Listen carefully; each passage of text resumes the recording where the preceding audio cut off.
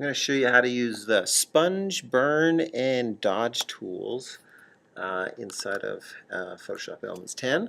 Down here you've got this little sponge, and if you click and hold, there's another little set of tools.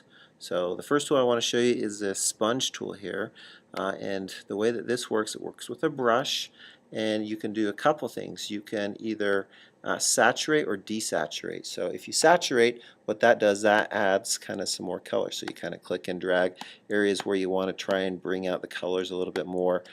You can kind of play with some vibrance on there. So you got to be careful with it. If you do it too much, then it might mess up some things.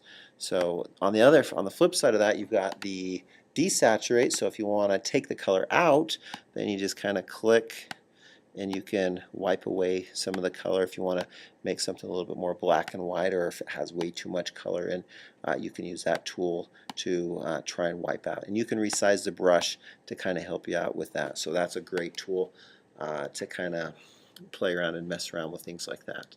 Underneath that, you've also have the dodge tool, and the way that works, that allows you to kind of lighten up things if you want to.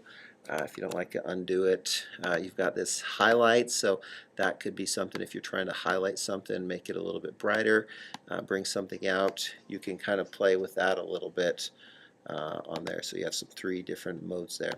The next one you have is the color burn tool, and that kind of darkens things up. So you can darken things up in certain areas, play with shadows, and do quite a bit with those. So some really cool things you can do with these tools.